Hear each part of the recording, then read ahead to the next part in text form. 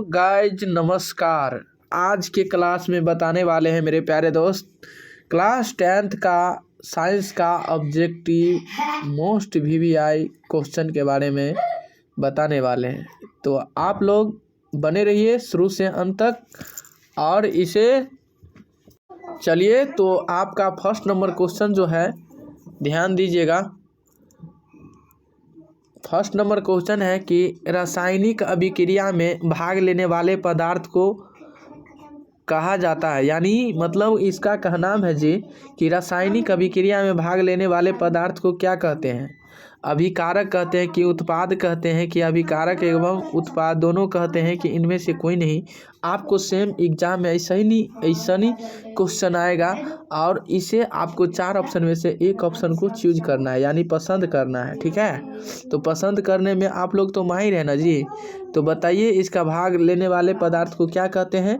अभिकारक कहते हैं। क्या कहते हैं? अभिकारक। अभिकारक आपको किस ऑप्शन में मिल रहा है जी? एक का ए ऑप्शन फाइनली आंसर हो जाता है। ठीक है, ठीक है। दूसरा नंबर क्वेश्चन आपका रहा कि टूथपेस्ट यानी टूथ पेस्ट कैसा होता है, यानी अम्लीय होता है कि क्षारीय होता है कि उदासीन होता है कि इनमें से सभी। तो बताइएगा मेरे प्यारे दोस्त, टूथपेस्ट जो होता है वो क्षारीय होता है। क्या होता है? क्षारीय। क्षारीय आपको किस ऑप्शन में मिल रहा है जी?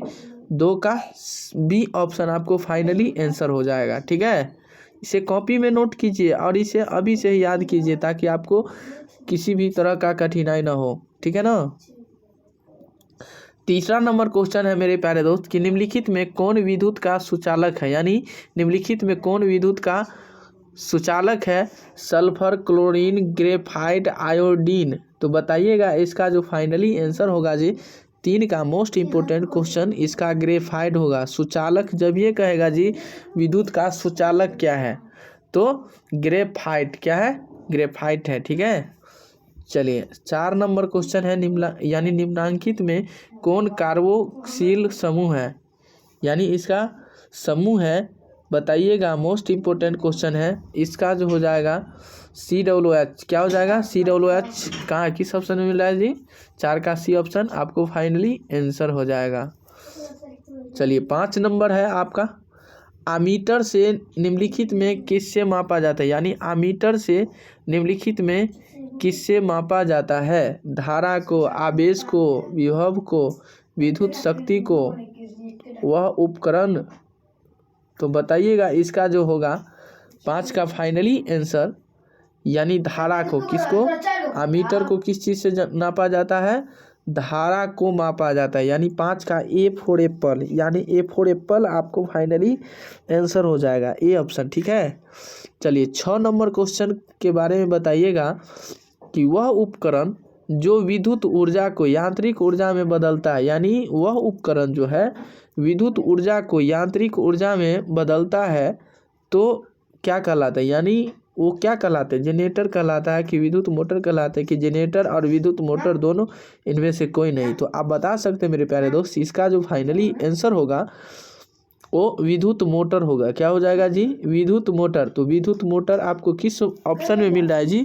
तो 6 का बी ऑप्शन आपको फाइनली आंसर हो जाएगा। 6 का क्या हो जाएगा?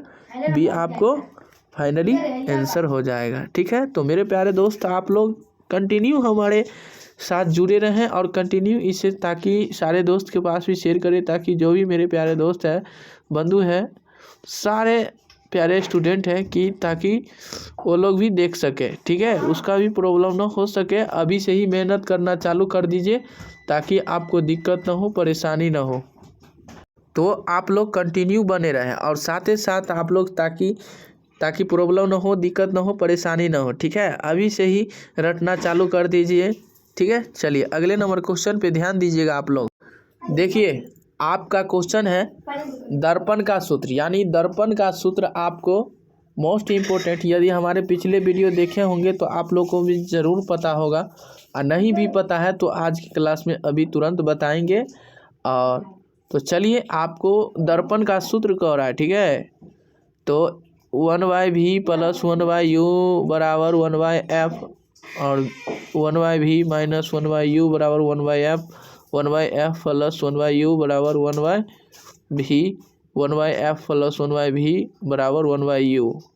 तो इसका जो फाइनली आंसर हो जाएगा, आपको याद रखना होगा कि दर्पण का सूत्र, यानी दर्पण का सूत्र में आपको 1/v + 1/u बराबर 1/f आपको फाइनली आंसर हो जाएगा। क्या हो जाएगा? यानी 7 का ए ऑप्शन क्या हो जाएगा आपको फाइनली आंसर? क्या हो जाएगा? 1/v + 1/u बराबर 1/f। ठीक है, यही में आपको कह दिया जाए मेरे प्यारे दोस्त कि लेंस का सूत्र तो थोड़ा सा सेम वही है, लेकिन प्लस और माइनस में उसमें चेंजिंग हो जाता है। ठीक है, उसमें क्या हो जाता है? चेंजिंग, यानी प्लस के जगह पे माइनस हो जाता है लेंस में। तो लेंस का फार्मूला आपसे पूछ लिया जाए तो 1/v - 1/u बराबर 1/f। लेंस के लिए आपको बी ऑप्शन सही हो जाएगा और दर्पण के लिए आपको ए ऑप्शन आपको फाइनली आंसर हो जाएगा। ठीक है, चलिए उम्मीद करते हैं कि आप लोग समझ गए होंगे। 8 नंबर क्वेश्चन है आपका कि निकट दृष्टि दोष को निम्नलिखित में किस लेंस के द्वारा हटाया जाता है? यानी निकट दृष्टि दोष के लिए, यानी इसे हटाया जाता है उत्तल, अवतल, बाइफोकल, बेलनाकार। तो बताइएगा इसका जो फाइनली आंसर होगा जी, मोस्ट इम्पोर्टेंट क्वेश्चन है, अवतल यानी अवतल लेंस किसका हटाया जा सकता है? अवतल लेंस को निकट दृष्टि दोष जो है ना उसको हटाया जाता है, उसको अवतल लेंस को। ठीक है, चलिए 9 नंबर क्वेश्चन है मेरे प्यारे दोस्त कि पौधों में भोजन अंग कहाँ पाए जाते हैं? यानी पौधे में जो है जनन अंग कहाँ पाए जाते हैं? तना में, जड़ में, पुष्प में, फल में। तो इसका जो फाइनली आंसर हो जाएगा वो पुष्प में होगा। क्या होगा? पुष्प में होगा, यानी 9 का सी ऑप्शन, यानी कैट, C4 कैट, 9 का सी ऑप्शन आपको फाइनली आंसर हो जाएगा। चलिए 10वां नंबर, मेंडल ने अपने अनुवांशिकी प्रयोग हेतु किस पौधे का उपयोग किया था? नीम का, गुलाब का, मटर का, गुलदाउदी का। तो इसका जो फाइनली आंसर हो जाएगा जी, मोस्ट इम्पोर्टेंट है, यानी इसका फाइनली आंसर मटर का। किसका? मटर का ही मेंडल ने अपने अनुवांशिकी प्रयोग हेतु किस पौधे का उपयोग किया था? तो मटर का। तो मटर आपको किस ऑप्शन में मिल रहा है? 10 का सी ऑप्शन आपको फाइनली आंसर हो जाएगा। चलिए बताइएगा, पारिस्थितिकी तंत्र में ऊर्जा का प्रवाह किस दिशा में होता है? यानी होता है एक दिशीय, बहुदिशीय, द्विदिशीय, किसी भी दिशा में नहीं। तो इसका आंसर जो होगा जी ए ऑप्शन, यानी एक दिशीय हो जाएगा। क्या हो जाएगा जी? एक दिशीय फाइनली आंसर हो जाएगा। मोस्ट इम्पोर्टेंट क्वेश्चन है। ठीक है, तो चलिए अगला नंबर क्वेश्चन है आपका 12 नंबर क्वेश्चन की ओजोन परत पाया जाता है। यानी ओजोन परत जो है ना वो कहाँ पाया जाता है जी? वायुमंडल के निचली सतह में, वायुमंडल के ऊपरी सतह में, वायुमंडल के मध्य सतह में, इनमें से कोई नहीं। तो बता सकते हैं 12 का मोस्ट इम्पोर्टेंट क्वेश्चन है कि इसका बी ऑप्शन, 12 का बी ऑप्शन वायुमंडल के ऊपरी सतह में ही पाया जाता है। वायुमंडल के ऊपरी सतह में ही पाया जाता है। 12 का बी ऑप्शन आपको फाइनली आंसर हो जाएगा। 12 का बी ऑप्शन क्या हो जाएगा? Finally answer. ठीक है, चलिए अगला नंबर क्वेश्चन पे ध्यान दीजिएगा। तो बताइएगा 13 नंबर क्वेश्चन के बारे में, पौधों में गैसों का आदान प्रदान किसके द्वारा होता है जी? रंध्र द्वारा, जड़ द्वारा, तना द्वारा, टहनी द्वारा। तो आप बता सकते हैं किसके द्वारा हो सकता है? तो इसका जो फाइनली आंसर होगा वो रंध्र द्वारा, यानी पौधों में गैसों का आदान प्रदान जो होते हैं वो रंध्र द्वारा होते हैं। क्या होते हैं? रंध्र द्वारा, यानी 13 का ए ऑप्शन आपको फाइनली आंसर हो जाएगा। तो बताइएगा अगला नंबर क्वेश्चन है आपका, देखिए आ गया है कि निम्न में सबसे तेज हृदय धड़कन किसका होता है? यानी हैल का, चूहा का, हाथी का, आदमी का।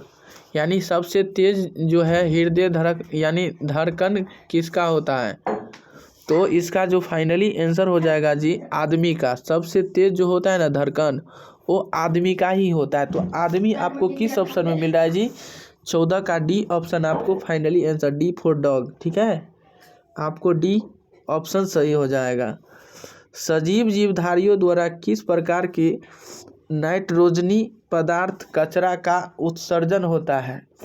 अमोनिया का, यूरिया यानी यूरिक अम्ल का, यूरिया का, इनमें से सभी।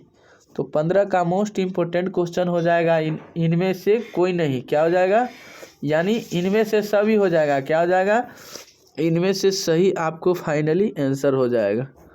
चलिए 16 नंबर क्वेश्चन है आपका, कि तंत्रिका तंत्र की रचना एवं क्रियात्मक इकाई को क्या कहते हैं? नेफ्रॉन, न्यूरॉन और सेरिब्रम, इनमें से कोई नहीं। तो इसका जो फाइनली आंसर हो जाएगा